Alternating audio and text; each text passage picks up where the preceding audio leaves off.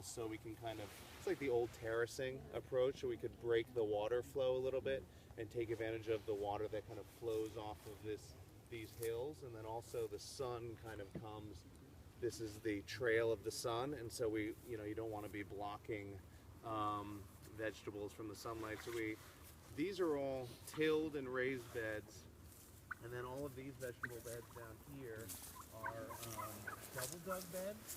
So it was a style of cultivation that some people say originated in China, and then other people say originated in Paris in the 1890s. Yeah, everybody's trying to claim credit for it, but the basic premise was the same. Land was scarce and everybody wanted to get as close to kind of populated centers as possible, so they tried to grow as much as possible in small spaces. So double digging means we just dug by hand about 2 feet down.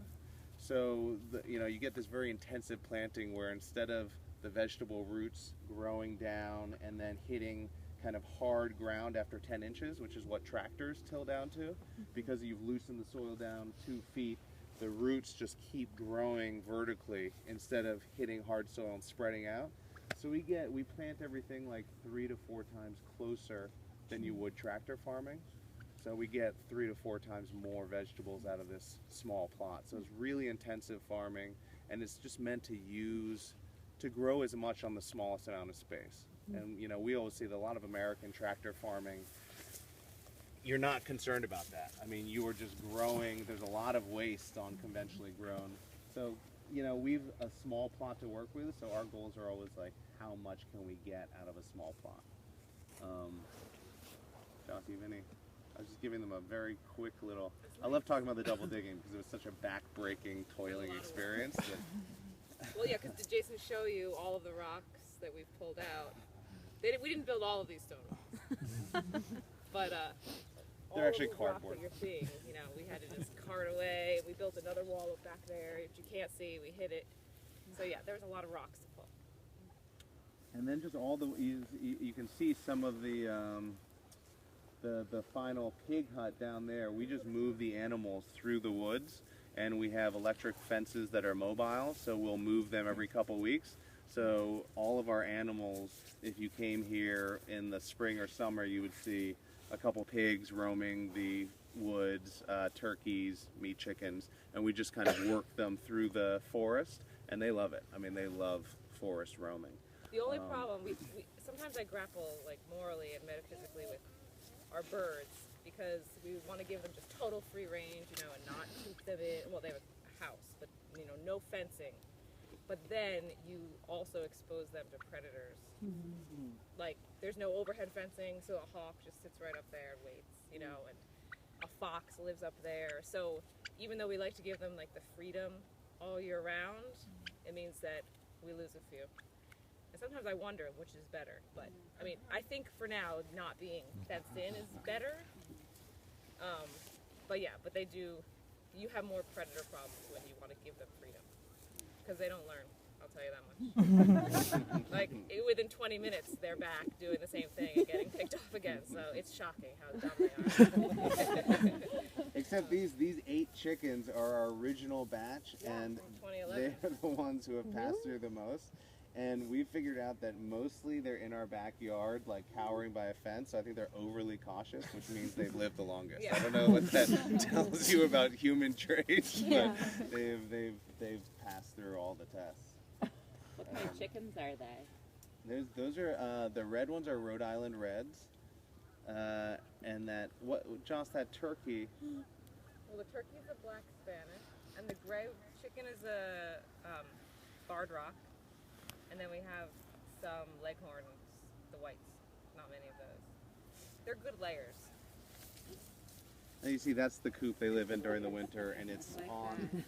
Yeah, you don't want. I mean, we're doing it for our chicken. We don't want some pretty birds that only put out 1 egg a week. We want. But that is a chicken tractor, they call it, and that's just, we rig that coop on wheels, and it's just mobile. So we can, you can move it around the farm when they're pooping. You can kind of spread basically just like plant them, park them over places you want them to manure, and then move them on. So you basically move them around This that wooden way. house? Yeah, that wooden house. Bubble? Yeah, it's on wheels that we can Yeah, kind it's of just tow can't around. see The big white house, mobile too. Yeah. We're taking it back. Yeah, that bathroom you've been using, we like to move around. The compost That toilet. is on our list, our 10-year plan, is compost toilet. And then all of our compost piles are back there, and that was one of the first things we did when we moved here. We kind of just put a letter in all of our neighbors' boxes, and we said, if you want to collect compost for us, and we just gave them a white compost bucket. And so we had 20 families that said we've been wanting to compost. So we just have, now most of our CSA members take our bucket, compost it, and return it when they pick up their veggies. Well, So no, it's great. they give us all of their food scraps, and then Do compost. yeah. So at first it was a little bit of, oh my god, what is she feeding her children? Oh my god, I can't believe you threw out that perfectly good potato that I just gave you in your CSA box. So there's a little bit The of, compost gossip. The compost I mean, thank God gossip it's is limited to me and Jason. So. And all of us. Well, we're glad you guys are back for the final night. We've got, I hear you're going to have a discussion in the stables, right? Is that what's going on? Right. So there's coffee and tea and wine and water and some pickles that we made for you to have. And I'm going to bring out bread for this session, I guess. So if you run out of hot water or coffee, though, just knock on the door and I can maybe fill it back up. Thank you very much. Thank Yeah. you. And these are where all your veggies are coming from. So those Oh, all are of just these beds that have the plastic on them.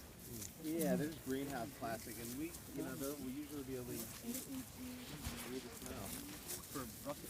AG retreat. AG retreat. No, they usually they just Well, they would if it was warm enough.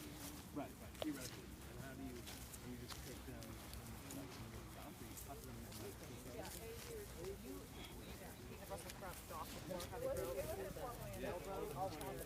Yeah, I grew them out of my window in a super deep box, but I couldn't figure out how to cut them, keep them growing. Cut from the bottom.